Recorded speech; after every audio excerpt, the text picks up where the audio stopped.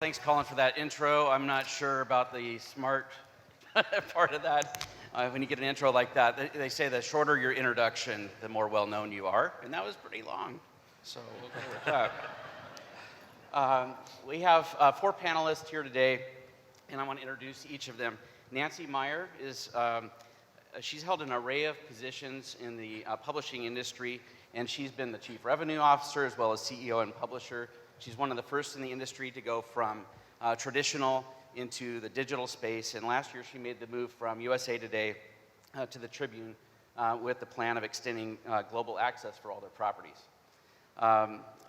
Sharma. Gotham is an award-winning cybersecurity educator, author, and investor. He presently serves as the managing director of ExcelTech, based in New York City, and he's recently been named Cybersecurity Educator of the Year. So congrats on that. Thanks. Adolfo Velasquez. Adolfo is one of the first employees at JumpCrew, and he now heads up JumpTour. That's the merging of all the military publishers acquired by JumpCrew in 2018. He's worked across all major media channels and has experience at iHeartRadio, Tribune, NBC, Telemundo, and has really a front row seat to all the innovations that are taking place in the publisher space. And then Dave Elchoness.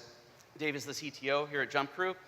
He's a publishing industry veteran, and he's previously served as the Senior Vice President of Product and Technology at Media News Group, and as a digital marketing, and their digital marketing agency, AdTaxi, where he led all the technology efforts and strategy across 100 news brands. Earlier, he spent several years developing mobile apps and platforms, specializing in location-based multimedia storytelling. So, that's a great panel. Now, as we are talking about what is the future of publishing, the first thing we want to do is define what we mean by publishing and what is a publisher. And we talked backstage and in the weeks leading up to this, and for the context of our panel today, publishing really is representing companies that are print media that have moved to the digital property. So we're moving from print into digital. I know publishing can mean a lot of different things, but that's what we're talking about here today, like Vice and Tribune, USA Today, New York Times. In a way, that's sort of the opposite of what Robert mentioned in his keynote this morning, where we are going from online to offline. This is going from offline to online first, then back to offline. So it's kind of the full cycle. So with that mention of Tribune and where we're going, Nancy, I'll start by picking on you and ask you to tell us about the emerging business models that you're seeing in the publishing space. I think, first and foremost, we need to understand from a publishing standpoint, being a traditional newspaper in the past, that digital-first mantra is real. As we look at the demo, as we look at readers and users, we need to understand that everything we do is from a digital-first perspective. And it's easy to say, but we still print many newspapers that go out to a large audience. So what are we doing to shift? Certainly, we look at long-term, maybe long-term, a year, 2 years from now in this world, but how do we get more personal? And that becomes more challenging considering all the data issues that are in front of us. So before it was third-party cookies. Now we're looking at how do we get more first-time, real-time data and understanding of that. So we look at a few things. One is, what do we have that someone else doesn't? We talk backstage. As we look at digital subscriptions, what would make someone subscribe, to the Dolphins, subscribe when Dolphins coverage could be anywhere? Our columnists make us special. And so when we look at that funnel of when someone comes in and clicks on a story and where they subscribe, that becomes very important when you differentiate yourself and personalize that. We're experimenting. We're experimenting with podcasts. We're experimenting with audio, et cetera. Last year, we did a podcast, very small budget. It was called Felonious Florida, and it was about crime in Florida. Crazy things happen in Florida. It was the #1 podcast for almost a month. And our staff was like, wow, we did not expect that. Now we're looking at how do you monetize that? How do you do that with more scale and efficiency across our company? So I look at 2 things specifically. How do we long-term personalize it to what someone is looking for themselves? Data, the metrics that come with that, and also what sets you apart and what makes you different. So let's talk about the gate. You know, do you gate content? Do you not gate it? How does that work for you? You know, we have two areas. We gate specific content in the majority of our content, and we don't. What is, we don't gate when there's a crisis. So when a hurricane would come, we don't gate that. And we open that up because we feel that's first and foremost safety. We're looking at the Super Bowl right now because it's coming to Miami and right over Broward County. And so we're saying, okay, do we gate that? We may gate our specific coverage related to the content and what makes the Super Bowl special at the game, but entertainment and other options that people would be visiting Fort Lauderdale and our market, we may not gate that. So we look at that from what both a driver and what ultimately would drive through a subscription. And with data today, we can see what drives a subscriber. And as I mentioned up front, the Dolphins, game stats you can get anywhere. The specific in the locker room we commented on earlier, you can't get that besides from David Hyde. And so David Hyde, we know as a key columnist for us, he drives subscriptions for us because you can't get that information anywhere else. That's great. So these ways of monetizing the property have expanded into new channels. And as a publisher, Dave, you and I were talking backstage about audience extension and how that can help a publisher really take advantage of the digital move. Can you explain for everybody what you mean by audience extension? Yeah, so local news publishers have a long history of working with small businesses and various other businesses across their regions, right? And up until now, they've been selling an ad in the publication. Started with print, it transitioned to digital. But those relationships allow a publisher to do far more for that advertiser than only put an ad in the publication. And that can extend to a variety of different marketing services, everything from display outside the pages of the newspaper to search, social, et cetera. So ad extension is really, or audience extension is really this concept where you pitch to the advertiser the audience rather than the ad on the page. So in addition to the traditional product, they're able to reach all the target members of the community with that buy. And I think that represents how publishing is changing from delivering opportunity inside the page to delivering opportunity more holistically across the community. Great. So Adolfo, how does that, when you think about the properties that you're managing and bringing in, how do you tackle that issue? So I actually wanted to say a moment about some of the things that you put out earlier in terms of gating. We actually capture data in two different ways across the property. One is in order to see, in our case, in one case, listings.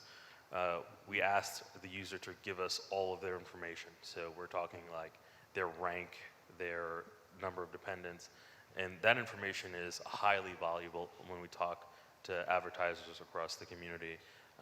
On another part of our another property, we don't have any gate at all, and there, we tried to put up a partial gate over what we thought was most valuable. In this case, phone numbers for folks on the base.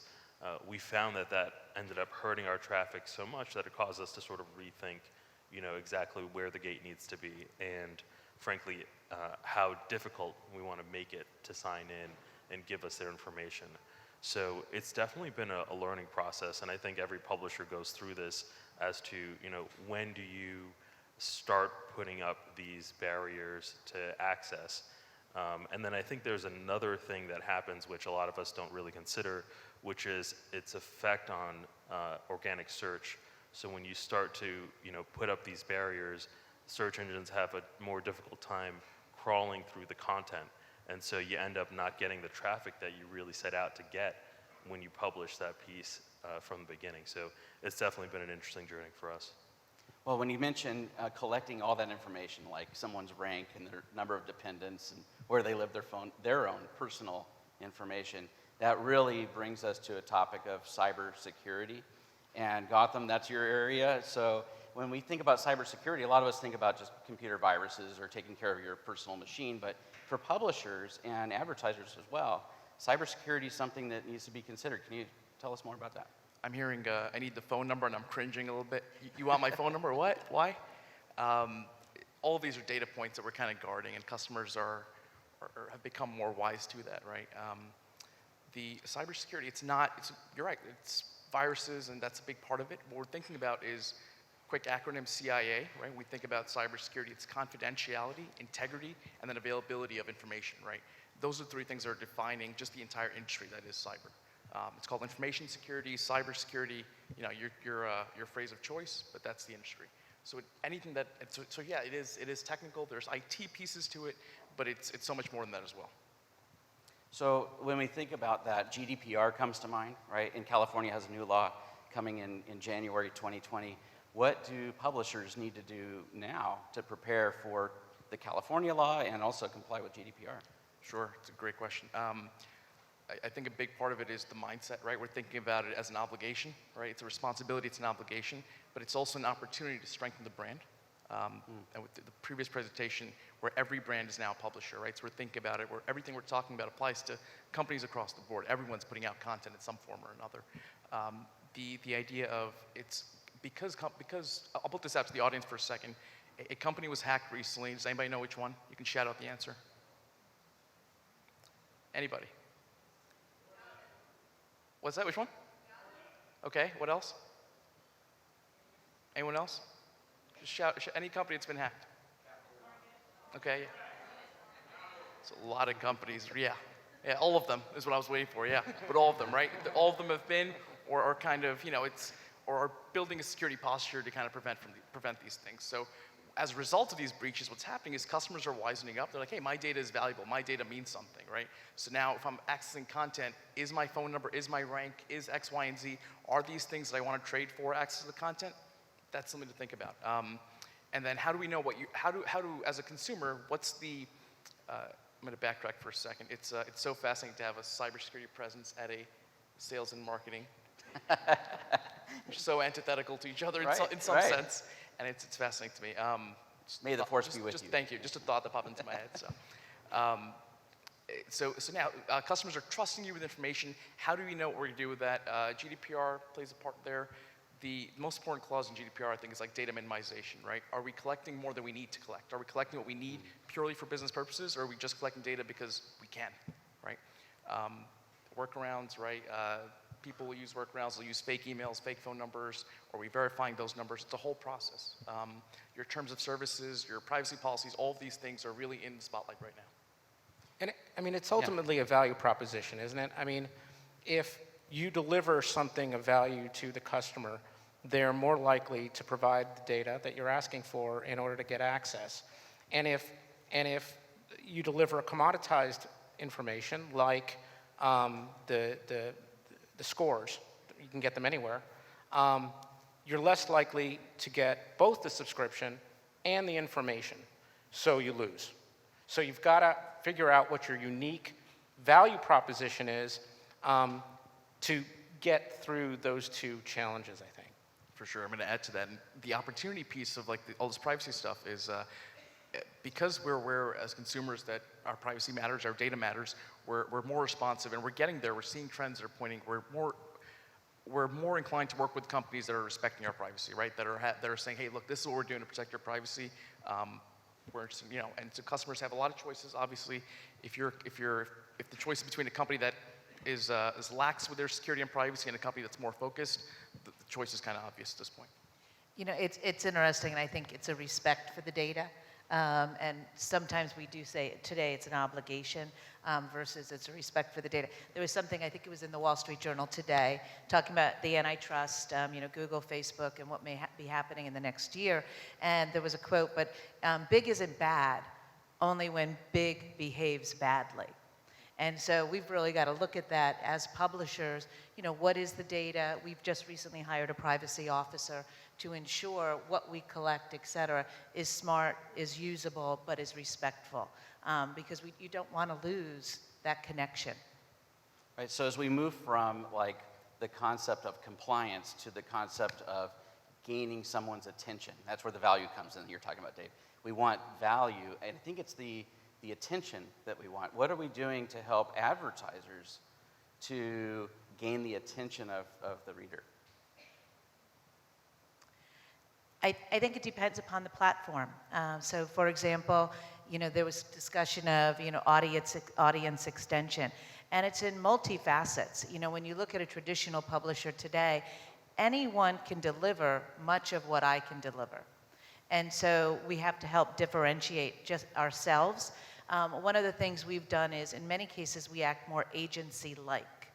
So we can provide, the term omni-channel, okay? But pending what an advertiser needs, we can provide omni-channel, whether it's a print publication, audience extension, branded content, et cetera. So we see that as very important, and because we're a trusted source. So now gaining that attention, it really depends upon that advertiser's brand. And it may be a branded content piece. Or it may be audience extension, and really helping them differentiate themselves from the pack. As the web has gotten bigger, every component part has gotten less valuable, right? So where you used to be able to deliver a massive audience and a lot of value through a single ad on a site, now you've got to take that ad and send it to a bunch of different places. And so that, I think, because the publishing company has the relationship, it's a great opportunity to get into that business. And what that also means is that publishing companies are hiring more folks who are technologists, traffickers, campaign experts than reporters. And so it's an interesting transition in the business. It's difficult because you have to have those unique reporters to still have the interest. It's a challenging space, right? Right. Well, that's the problem, right? So a lot of publications are reducing the number of reporters. They're reducing the amount of unique content that they produce. At the same time, they're putting up paywalls, which is sort of the opposite thing, you think, right? And they're getting into this other business. So the industry is in a massive state of flux. And candidly, we don't know where it's going to land. I think that the bottom line to me is that the public still needs the news that these publications produce. And the challenge is going to be, how do we deliver it? Yeah, I would agree with that. I think from a news publishing perspective, when we talk about either where the value is and where we can gate, I view it in kind of division. If we divide it into two categories, one where we're educating and one where we're informing. I think if I'm just giving you a quick news alert, I don't know that that's something that we can necessarily gate around. I think if we are educating someone, we mentioned the value of a columnist. That's absolutely something that can be gated and can drive subscriptions.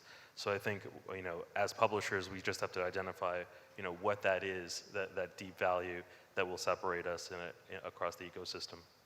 So when we think about the topic of our panel is the future of publishing, a lot of times we think about what do we see happening, but what about this new generation that's coming up? And I heard last week in New York City they were talking about merging, and it's always a bad idea when you merge terms, but they merged Millennial and Generation Z into Gen Zennial, and they said, which I didn't come up with that.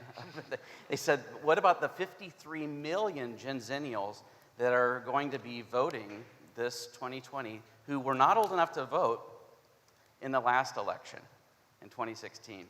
And some 90%, I don't know where they get their stats, plan to vote. And they don't get their news from traditional sources that we all know. They're looking at Cheddar. They're looking at alternative sources. Is that the future of publishing into these smaller niches, or is it more user-generated? How are we going to navigate that? And I would say it's a combination. First of all, traditional publishers, if you will, we need to be where that audience is for them ultimately to find us. If it's not, it used to be so easy. It's not any longer. And perception matters. They may not know the brand, even though for many of us, we think it's a very trusted brand. That brand may not be known to them. And we already understand, sort of that fake news concept on some of social media. So I think it is the credibility. We need to be where they are. But I'd also say it's partnerships. So where would traditional publishers partner with, let's say, non-traditional, where those audiences may be? And we need to get better at that. We used to be able to do this on our own.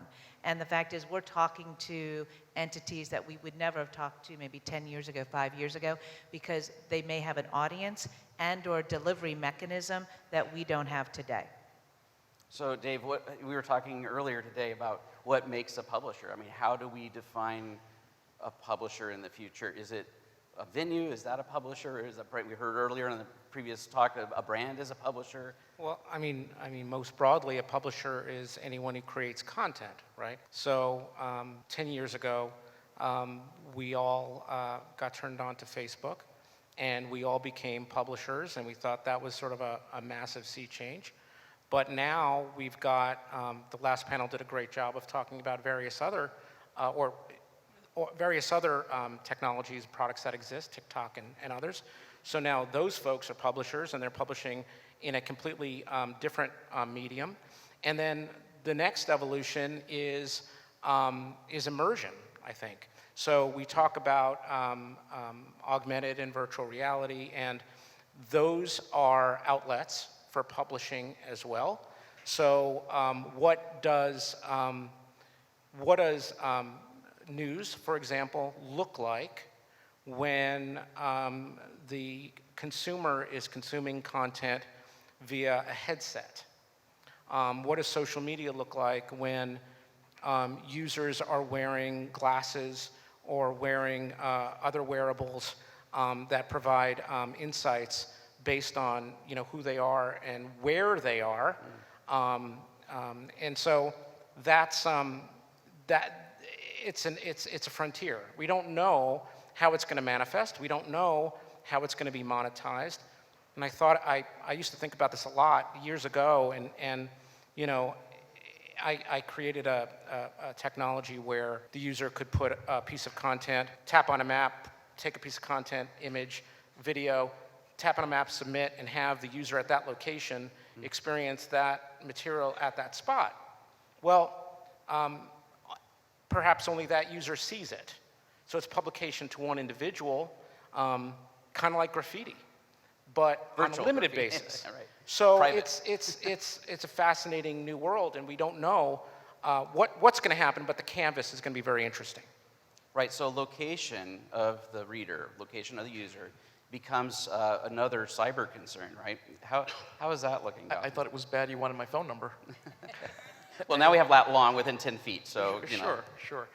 Definitely. I mean, location is it's a data point. It's again, we're already sharing. If you look at your phones now, how many of our locations are on right now?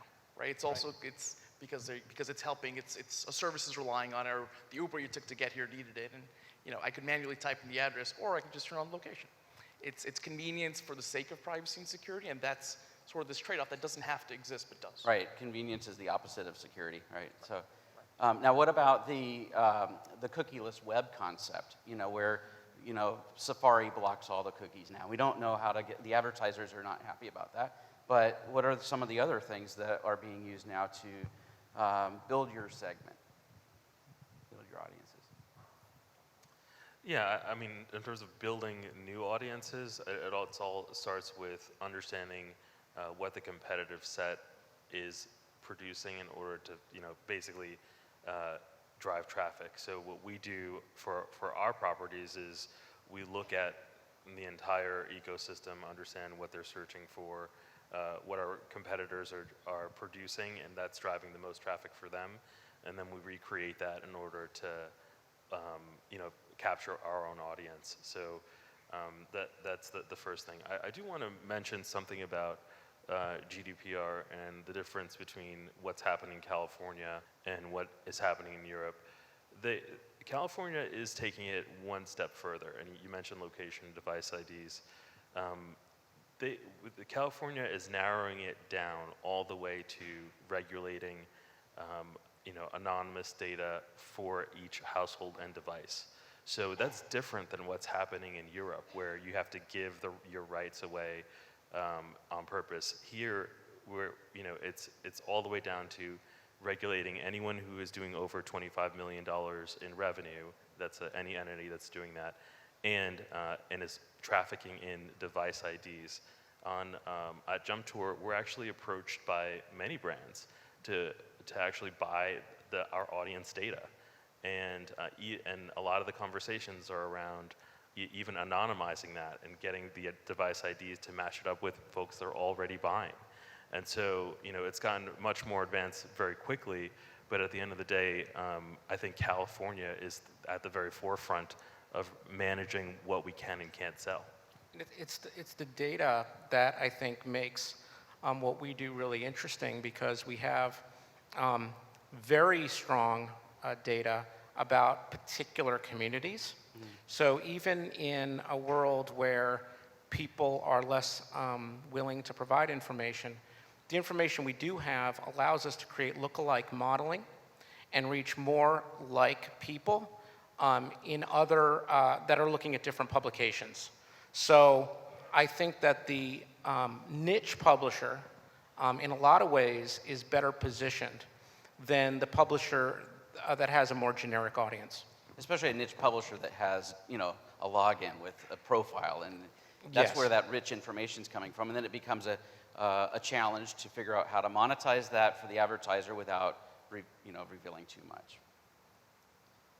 Any other thoughts as we're coming to the end of our time here, just on, what does the future of publishing look like, and I'll just add one component, as we talked about, augmented reality. Some conversation we had last night, AI.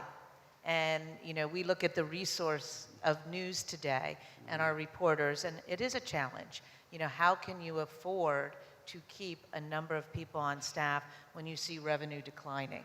And I look at AI and I say, okay, an investigative piece may be difficult from an AI perspective, but there could be research done from an AI, and that takes people today. And or some of the stats that are just sort of normal, this is an everyday thing we collect, AI could do that. So I look at it and say, okay, where does technology come in to help us solve some of this problem and allow us, it may be still smaller staff, but it's working on the things that are most important and having some of these things handled in other venues. But Sorry. No, go ahead, please. On the topic of AI, I'm going to say misinformation, disinformation campaigns are a huge, obviously a threat in publishing, and so AI is a great use case for that as well, right? Plenty of platforms popping up to help identify what those look like. But none of those technologies are inexpensive.